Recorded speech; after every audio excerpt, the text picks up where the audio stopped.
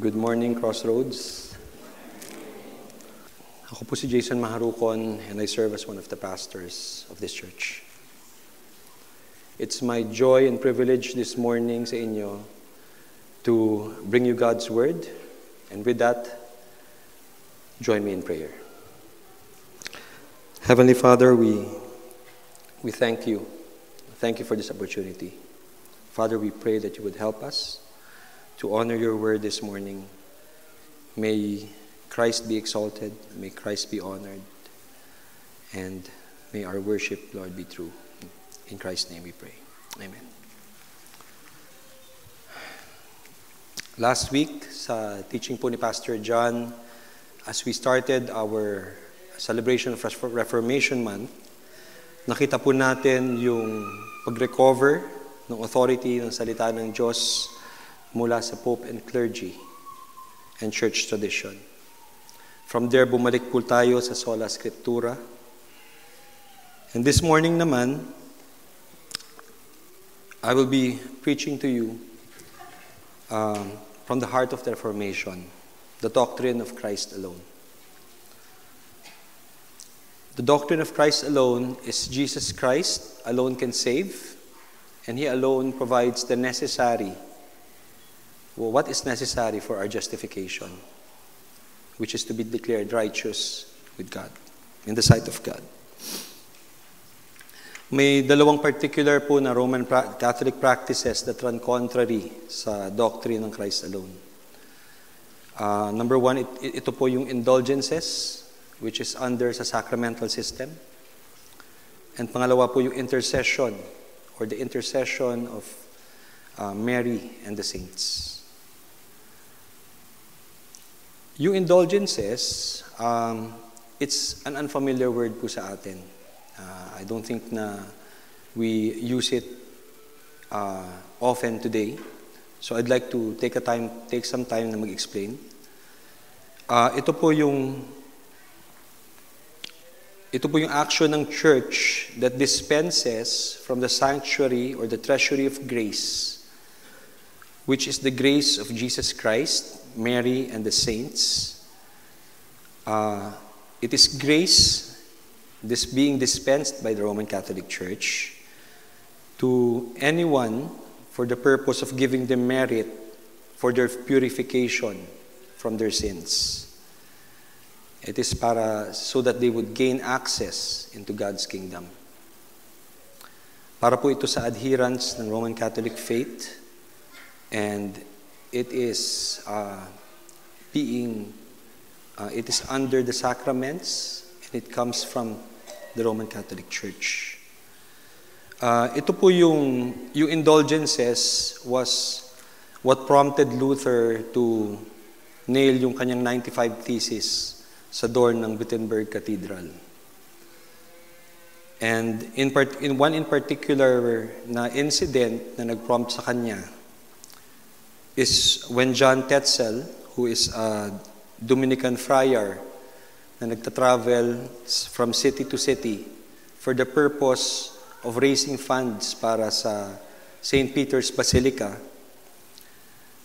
he was selling certificates of indulgences. Yung mga certificates na ito was reported to guarantee, kung sino yung gustong bumili, ng grace needed to allow the passage of a soul from purgatory into heaven. Of course, this practice basically enables one to purchase entrance into God's kingdom. Of course, alam natin this practice is contrary to the biblical principle that no one can gain access into God's kingdom. We can see that clearly in Matthew 19, verse 16 to 30. Ngayon, sa modern times, we often don't hear yung word na indulgences. Pero, isa lang po siya sa mga means ng Roman Catholic Church to dispense grace. Because all of these are under the sacramental system. Yung indulgences, acts of piety, prayers, and the like. And even yung intercession of Mary and the saints. Pero bakit po yung sacramental system is considered unbiblical? Aside from not finding it in Scripture, the Roman Catholic practice of grace through the sacramental system basically undermines the necessity of Christ in our justification.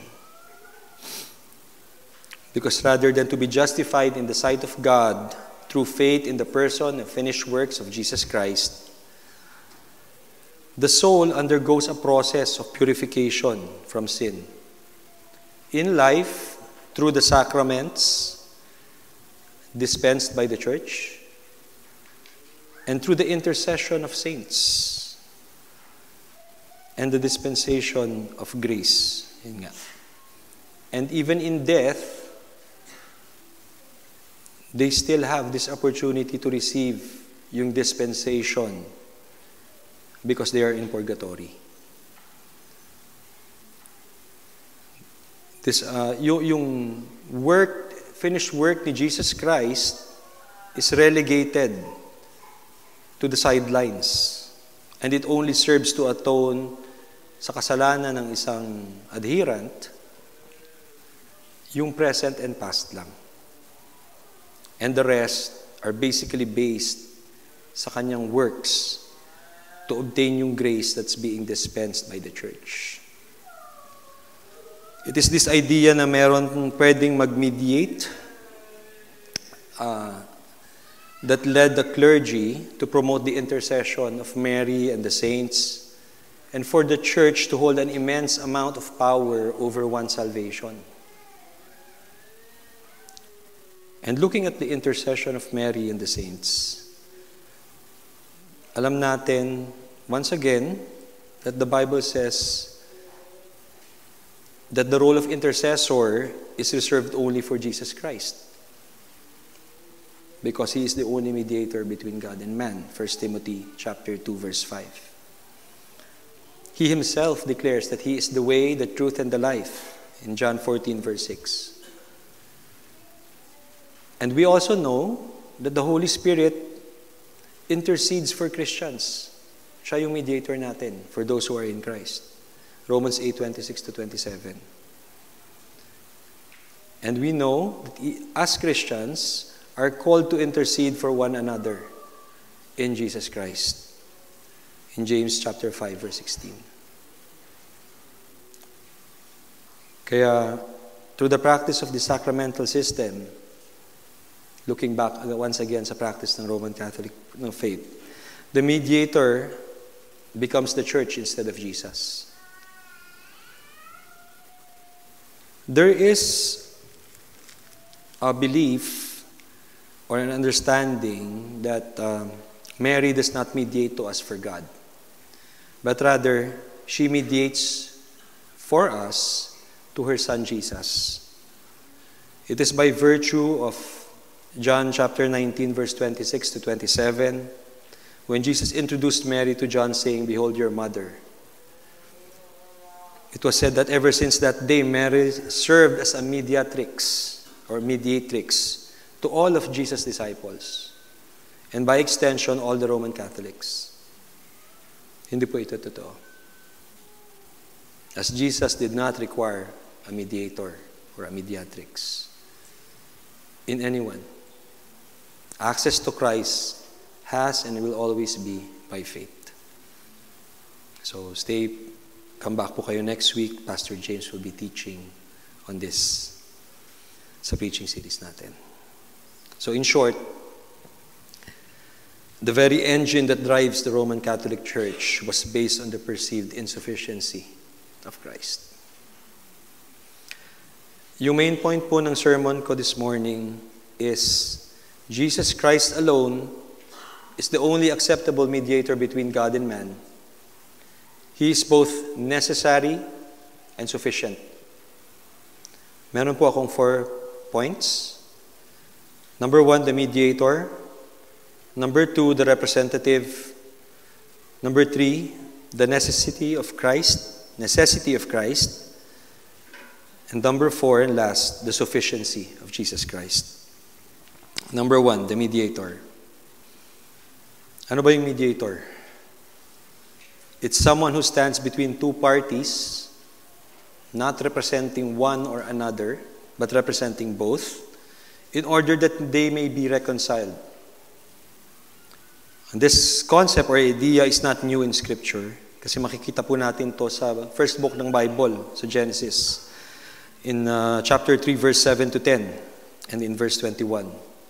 When in the garden, after Adam and Eve sinned, God provides an animal to cover their nakedness and shame.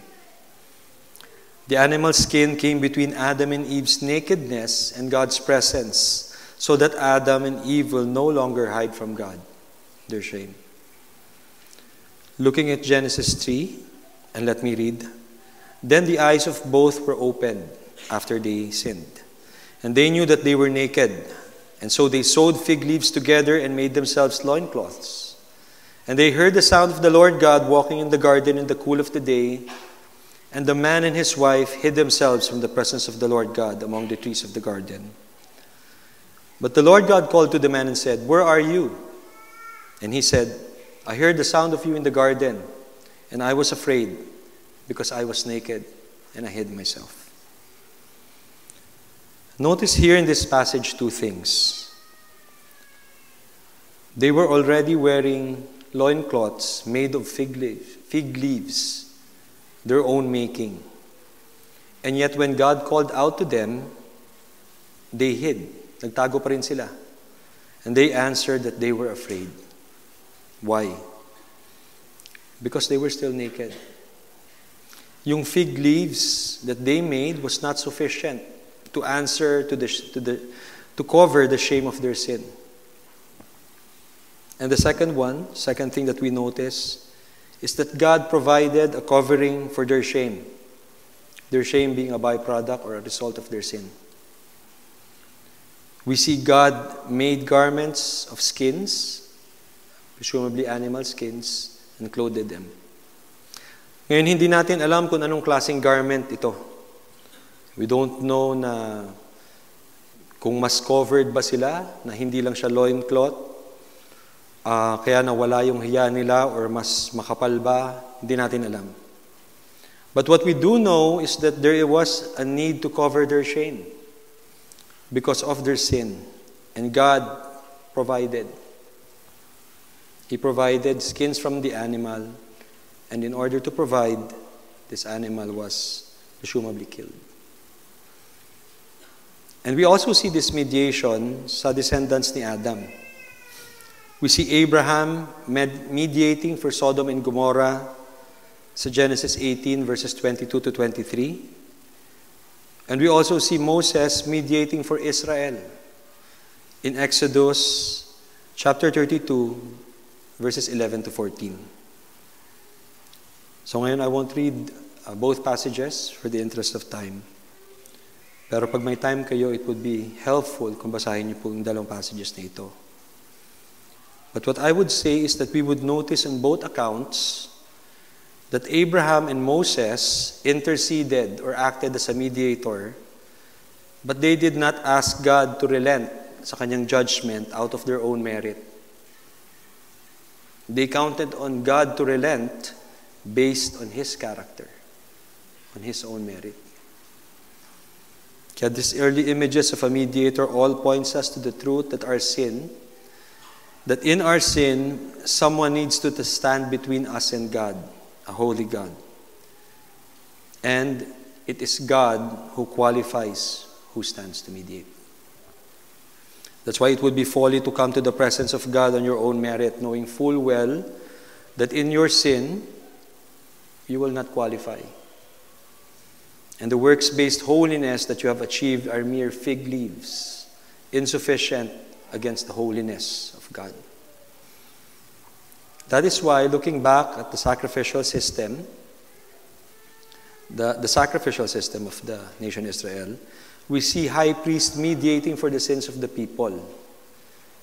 Pero we also see them providing sacrifices for their own selves. Again and again, makikita natin ang sacrifice after sacrifice, it is always another, diba? An other, who stands in our place and covers our sins.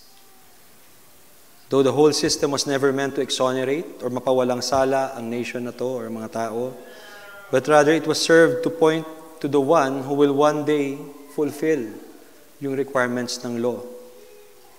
This representative will not abolish the law, but fulfill it. And he will stand in our place as a perfect sacrifice to justify God's people. But why Christ alone? In order for us to understand this further, let's look at the idea of a representative. Let's consider the first representative in the book of Genesis, si Adam. In Genesis, the first book of the Bible, makikita natin, in particular sa Genesis 1, that when God created Adam, he was given a covenant. Although wala tayong makikitang covenant mentioned sa book of Genesis, makikita natin that the covenant elements are there.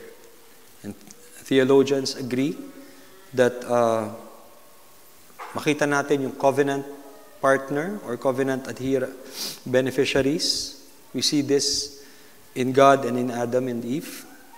Makikita natin yung covenant stipulations na there is a condition, diba, for them to eat of the fruit of any tree except yung tree of knowledge of good and evil. And then we see in them, nakita natin dito sa Genesis, that there are promises of blessings or rewards and curses. Si Adam, he has this, being the covenant representative, he has this, may tatlo siyang offices. He has this threefold office. Adam was considered a prophet because he speaks on behalf of God to his people, or in this case, sa kanyang asawa. We see this in Genesis 2:16 to 17. And Adam was also called to represent God as a vice-regent or co-regent in the rule over creation. He was to be a steward of God. He was called to image God sa creation, to rule over it for God. In Genesis 1:26. And Adam was to represent his people, to draw them in worship as a high priest, as a covenant head. He was to lead them in worship of God. So in one sense, Adam was to act as the first representative. He was the first representative to God for his people, a type of priest, king, prophet. And nakita po natin dito that in exercising his role, Adam was not meant to be autonomous. He was to rule according to God's rule, even sa kanyang pangangalaga and pag-subjugate niya sa creation as a vice-regent. He is to remember that the mandate was only given to him by his Creator, who is the only sovereign ruler. Si God lang yung sovereign, hindi si Adam. In imaging God to creation and to his people, he was to be fully dependent upon God's provisions for him. Makikita natin ito sa Genesis 1:29. And he was called to be fully obedient sa Diyos, according to the covenant. In Genesis 2:16 and 17. And we see in Genesis 3 that Adam fails in all his offices in the most spectacular way. Sa Genesis 3:1-6, fall.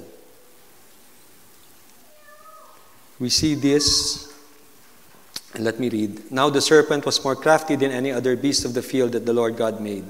And he said to the woman, "Did God actually say you shall eat of any tree in the garden?" And the woman said to the serpent, "We may eat of the fruit of the trees in the garden, but God said, you shall not eat of the fruit of the tree that is in the midst of the garden. Neither shall you touch it, lest you die." But the serpent said to the woman, "You will not surely die, for God knows that when you eat of it, your eyes will be opened, and you will be like God, knowing good and evil." So when the woman saw that the tree was good for food, and that it was a delight to the eyes, and that the tree was to be desired to make one wise, she took of its fruit and ate. She also gave some to her husband who was with her, and ate. Pansin natin sa passage, halos wala si Adam sa passage na to. Pero siya yung covenant representative. We only see him sa huli when he takes the fruit from his wife and he eats. So Adam failed in his role as a covenant representative. He failed to speak God's word to his wife. He failed to lead his wife in obedience and instead allow his wife to undermine his role at sa kanyang headship. He failed to subjugate creation when in the reversal of the order, he allows the snake to lead his wife into sin by deception. And he sins by partaking of the fruit from the tree of God, from the tree that God prohibited. Ngayon, baka tanungin natin, Pastor, si Eve naman yung nakinig. Si Eve naman yung unang nagkasala. Pero we must remember that Adam was the representative. The covenant was given to him first. He was to represent humanity as its head. He received direct revelation from God. And he was mandated by God to rule over creation with his wife Eve, both as covenant representatives, meaning where he goes, kung anong mangyari kay Adam, kung ano yung kanyang gagawin, he will do so in behalf of his people. Now we see the full impact of Adam's sin and failure sa Romans 5, yung binasa natin kanina, sa 12 to 14. I won't read the whole passage, but let me just read verses 12, 13, and 14. Therefore, just as sin came into the world through one man, death through sin, and so death spread to all men because all sinned. For sin indeed was in the world before the law was given, but sin is not counted where there is no law. Yet death reigned from Adam to Moses, even over those whose sinning was not like the transgression of Adam, who was a type of one who was to come. Sin came into the world through Adam sa kanyang failure, and it plunges the whole of creation. And as his descendants, we are imputed sa his sin. We inherit his sin. We are now sinners. Adam's son commits the first murder, even as Adam himself, together with Eve, are banished from God's presence in the garden. And even as sin was not counted, like it in the book of Romans, in the absence of the law, we see that death reigned as evidence that all of us inherited this sin nature. Makikita natin to sa Genesis 5 when all the descendants of Adam died. In inheriting the sin nature, we are all doomed to die a physical death. And more importantly, inheriting Adam's sin means that we are spiritually dead, without relationship with our God, with our Creator. And we will suffer eternal death, eternal destruction, because God's wrath remains on us. So we cannot save ourselves. Wala tayong means to be reconciled with God. Because in order to be reconciled, di ba we remember yung mediator at representative? We need to deal with the problem of our sin. We need to be punished for it. Our sin is against a holy God first and foremost. And it equals a punishment that is equivalent sa offended party. God was the one who was offended. It is an act of cosmic rebellion against God's very character. And the only way for us to pay for our sins is for God to punish us forever in hell. So for us to be reconciled with God, He Himself must act for us and on behalf of us. We need a mediator, one who could represent us to God and God to us. Sabi ni Wayne Grudem sa Systematic Theology. Which leads us to our third point, the necessity of Jesus Christ. So I'll ask the question again, why Christ alone? Let's look at our dilemma once again. We need to be forgiven of our sins. We need to be justified. It means to be declared righteous. We need to be justified for us to be reconciled to God. This is because our covenant representative, Adam, failed to obey God and sinned. And yung sin niya was passed on sa lahat ng kanyang offspring. That includes the saints. That includes Mary. That's why in the sovereign plan of God to save, Ephesians 2 verse 4 and Romans 6:23, it shows us that salvation is only of the Lord.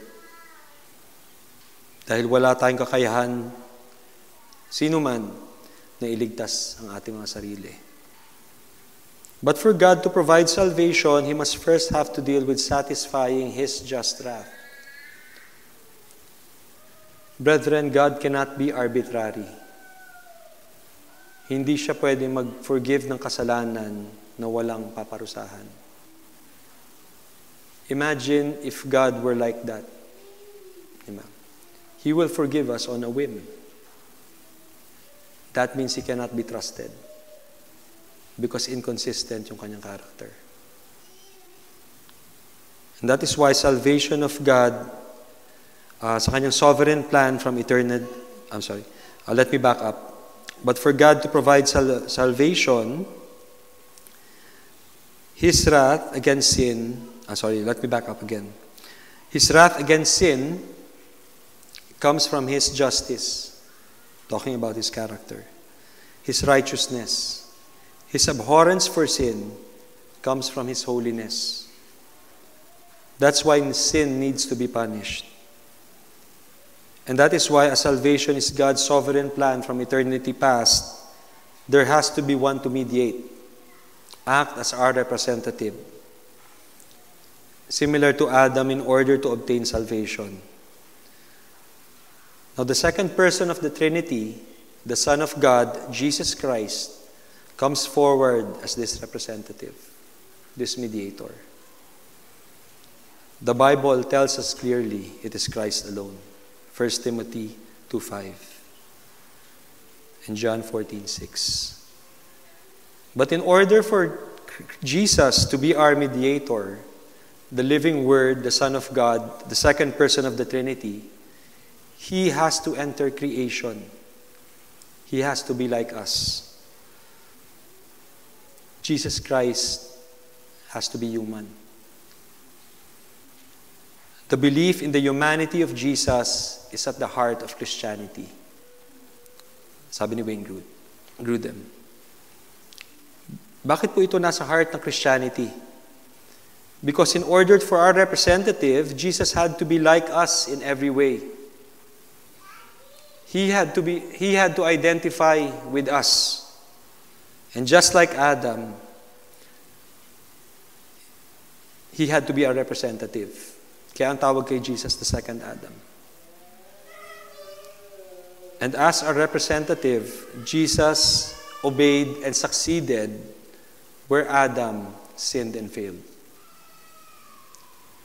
Looking at the account of His temptation in the wilderness, sa Luke chapter 4 verses 1 to 13 and Matthew 4 verses 1 to 11, makikita natin yung parallels or similarities sa fall of Adam and Eve in the garden sa Genesis chapter 2 verse 15 to chapter 3 verses 1 to 7.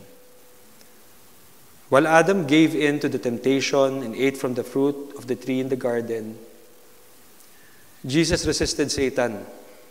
He did not give in to the temptation to turn stone into bread when he was hungry or to test God by jumping off the precipice of the temple. He resisted in worshiping Satan in exchange for the kingdoms of the world. Instead, he was entirely dependent upon God. He was led by God's Spirit. He even rebuked Satan with God's word. Remember, Jesus was a man when he was doing this. He was like us. He was empowered by the Spirit. Kaya when we look at our own lives, we seem to resemble Adam more sa ating humanity. Mas katulad tayo ni Adam sa ating pamumuhay. We choose to satisfy our wants rather than walk in obedience. Diba? Practical lang, diba? Yun yung the way that we think. When confronted with the opportunity to build our own kingdoms, lagi natin tong tinatanggap. Sa trabaho, sa finances natin, sa relationships natin. We even actively seek to obtain our own kingdoms rather than walk in obedience sa Panginoon. And kahit may clear instruction sa atin kung paano tayo mamuhay sa salita ng Diyos, we even compromise on the first instance just to make things easier sa ating sarili. We obey only when it is convenient. That's why not only that Jesus resisted Satan sa wilderness. Jesus also lived the perfect life, a life of obedience and dependence in God, the Father. And this active obedience of Jesus Christ, He does so as our representative. That's why yung kanyang obedience was credited to us, to all who believe in Him. That's why when it comes to merit, looking back sa practice ng Roman Catholic Church, we do not need any other merit to increase our righteousness or gain entrance into God's kingdom. The perfect life of Jesus is already ours when we are united to Him by faith. And Christ acts as our representative in life. He also acts as our substitute in His death. Looking back at our dilemma once again, how can we be made right against the Holy God? Paano tayo ma-reconcile? Jesus is our substitute. He mediates for us as a high priest. If you remember yung nabanggit ko kanina na Adam's threefold office, Jesus has the same threefold office as well. So He mediates for us as a high priest. Just as Adam was considered priest king in Genesis, Jesus is a better high priest. He is human like us but without sin, able to sympathize with us as our high priest in every way. Hebrews 4:15. He is a merciful and faithful high priest. Hebrews 2:17. And Jesus mediates through a better sacrifice. Hebrews 10:5-9. In His perfect obedience sa kanyang buhay, Jesus offers His own body as a sacrifice for us. And unlike other high priests who continue to offer sacrifices endlessly, Jesus offered a sacrifice once and for all. He sits down, Hebrews 10:12, signifying na yung sacrifice niya, and only His sacrifice, is able to sanctify His people forever. Yun we may ask, how can the life of this one man and His death be means of a justification for us forever? Di ba tao siya? And it is because Jesus is both God and man. He possessed a human nature in order to identify with us, to be our true representative. And He has a divine nature to stand in our place and to satisfy the just wrath of God. But, diba?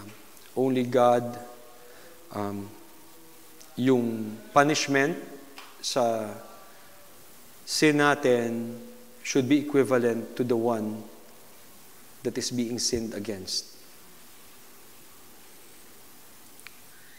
That's why Christ became man,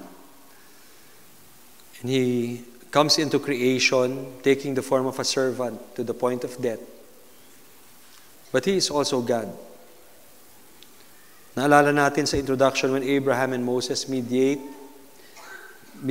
based on God's character. Diba? It is because only God can satisfy the justice and righteousness of Himself. This propitiation, diba? This sacrifice, so that one would be disposed, to satisfy yung justice ng isa, so that he would be predisposed sa atin in a favorable way, cannot stand. This propitiation is only of God. Yung demands ng kanyang justice to receive His wrath.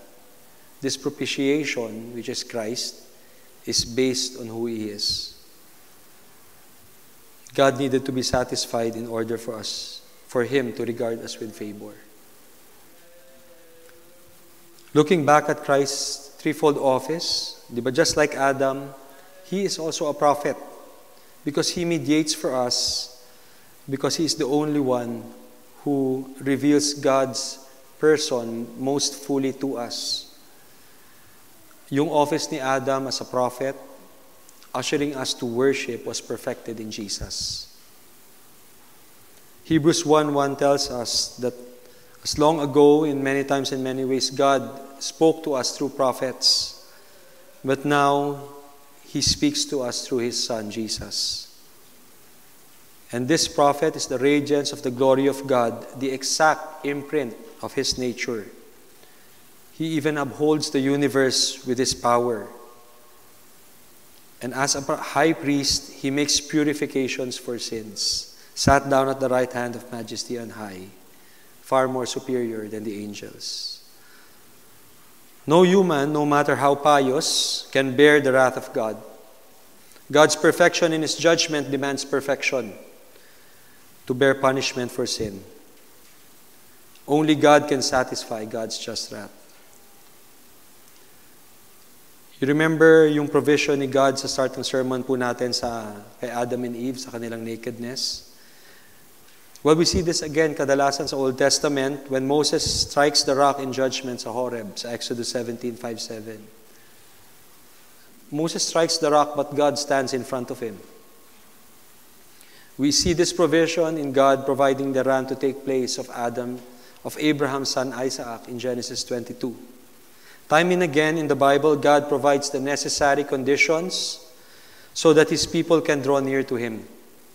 The provisions of the Lord are always sufficient. And all these Old Testament references only point us to the ultimate sacrifice, the atoning death of Jesus, put forward as a propitiation for the sin that is not only effective for His people but fully sufficient. Which brings us to our last point. Let me read Hebrews 10:1-18. For since the law was but a shadow of good things to come instead of true form of these realities, it can never by the same sacrifices be continually offered every year. Makikita natin dito that it was never meant to bring us closer sa Panginoon. Yung law, that is. Yung sacrifice.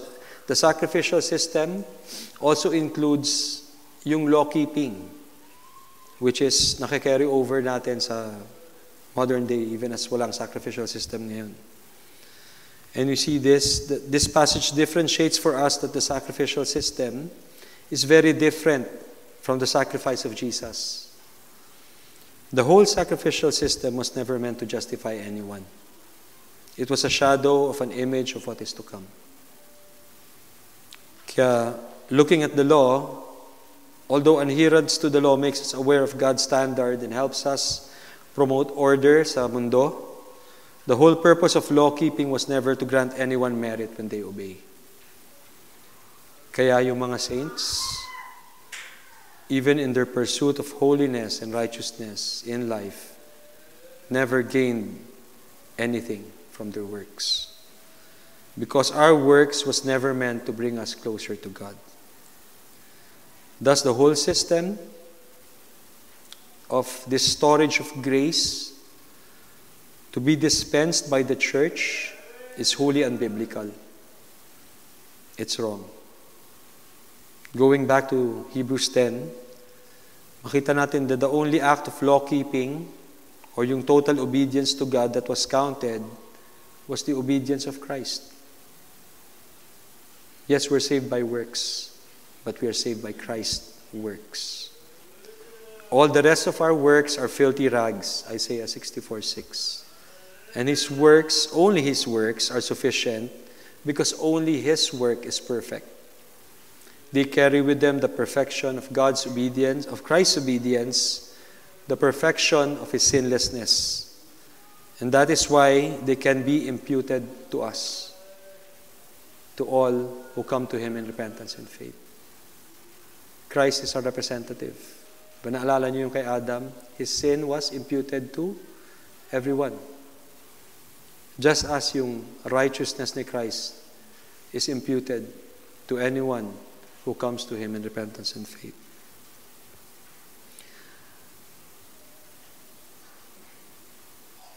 That's why they can be imputed to us. The only merit that is acceptable. And His high priestly sacrifice of Himself is found to be perfectly acceptable because it is sinless. Yung sacrifice ni Christ is His own body.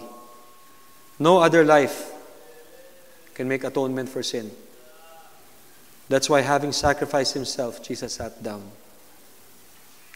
His was a one-time thing. It was sufficient. And not only this, Jesus as our high priest advocates for us. He is our high priest forever, seated at the right hand of God, our perfect high priest. Perfect mediation by His life and death as proven by the resurrection. Only Jesus Christ resurrected to show that His sacrifice was acceptable. Just as Jesus was the only one that was born sinless, contrary to Roman Catholic belief. Okay, that's why when we think of our sins, when we consider our life, doesn't it bring us comfort for those who are in Christ to know that Jesus is our high priest and advocate?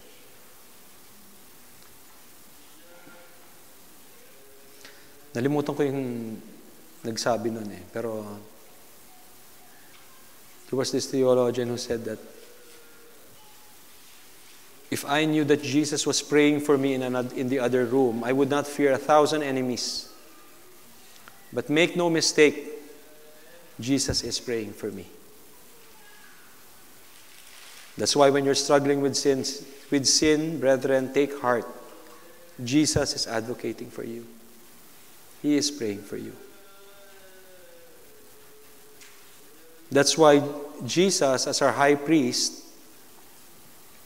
He accomplishes for us in the new covenant what He can only accomplish: the forgiveness of our sins.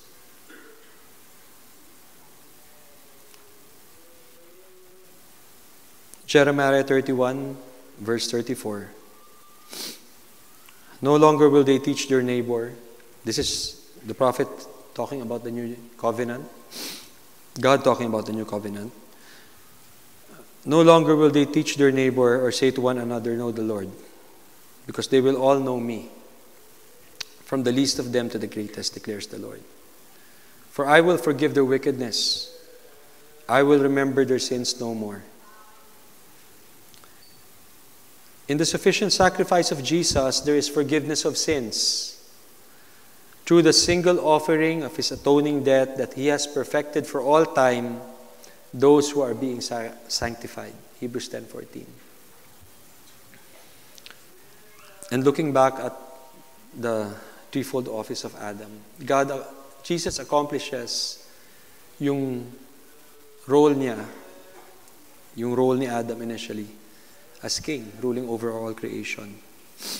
Because Jesus right now rules over all creation.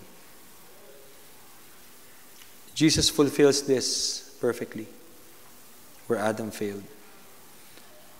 He rules now in heaven And one day He will come back. He will make all things new. He will rule in the perfection of another garden, of a new garden. Hebrews 2, verse 7 to 9.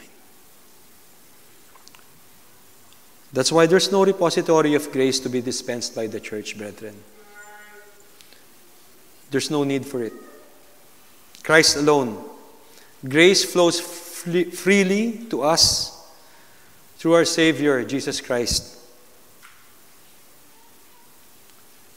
There's no greater demonstration of this, of grace flowing freely to a sinner, than the thief on the cross. Sa Luke chapter 23, verse 39 to 43. And let me read. One of the criminals who were hanged railed at him. So Jesus was crucified in between two criminals. So one of them, so he railed, no, na nagsalita siya ng masakit, saying, "Are you not the Christ? Save yourself and us." Diba? But the other criminal rebuked him, saying, do you not fear God, since you are under the same sentence of condemnation? And we indeed justly, for we are receiving the due reward for our deeds. But this man, referring to Christ, has done nothing, he said. Jesus, remember me when you come into your kingdom. And Jesus, turning to him, said, truly I say to you, today you will be with me in paradise. The thief was a captive audience. Nasa dulo na siya ng kanyang buhay. Nakapako na siya sa krus. He did not need another mediator. He did not need someone to intercede for him. He cannot do penance. He cannot receive any sacrament. Nor can he offer any prayer to any saint. He was at the very end of his rope. And yet he had the attention of the only one who can grant him justification. Remember me, was his cry. And Jesus says to him, truly I say to you today, not tomorrow, not in 1,000 years in purgatory, by virtue of what I have accomplished in your stead. I'm paraphrasing. You will be with me in paradise. Lahat po tayo katulad ng mamang yun. Minsan akala lang natin na may magagawa tayo to change our situation. That's why if you are in Christ, brethren, rejoice. God has declared you righteous in His Son. Christ alone. For Jesus has taken your sin and shame and took it upon Himself, the God-man, and received the just penalty for your sins. Lahat ng mga kasalanan mo. Lahat. Even your secret sins. And because He is our great priest, great high priest forever, He is always making intercession for us, seated at the right hand of the Father. If you are not in Christ, the wrath of our holy God remains upon you, and you cannot do anything on your own. No merit or work can save you. No merit of anyone else apart from Jesus can save you. I mean, their merit cannot save you. That's why run to Christ. Magrepent ka.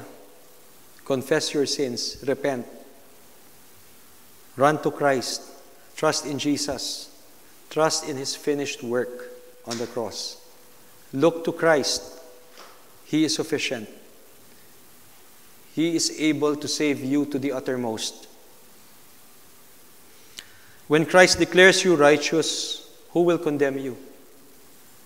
It is God Himself who justifies you. And when you have Jesus, even if you don't have anything sa mundong ito, even if you will be in the same place now where you, like, kahit tumanda ka na walang mangyari sa buhay mo, even if you don't gain anything, brethren, you have everything in Christ. You have the pearl of great price. No other treasure on earth will satisfy. In Christ, we have full satisfaction. All longings will cease. That's why in the final analysis, let us look to the one who took the punishment on our behalf, whose own perfect life, that one perfect life, was given to us as a covering by God. He was counted, He was punished in our stead. And that is why the mediation of anyone other than Jesus fails. Because God qualifies Jesus. He is the only mediator. Just 2 points for application and then we'll close. Do you see the necessity of Jesus in your life? Do you see it necessary to be made right with God? Do you see that Jesus is necessary for your salvation? Yung pag-commune sa salita ng Diyos, do you see it necessary? Do you make decisions based on this necessity of Christ sa buhay mo? And the second point, or the second application question, does your life communicate the sufficiency of Christ? Does knowing that you will be with Jesus for eternity affect your life in a profound way that brings glory to God and honor to Christ? Let us consider these two questions, brethren, even as we consider Christ. Let us pray. Heavenly Father, bless your word today. May we always look to Jesus Christ for our salvation. In His name we pray. Amen.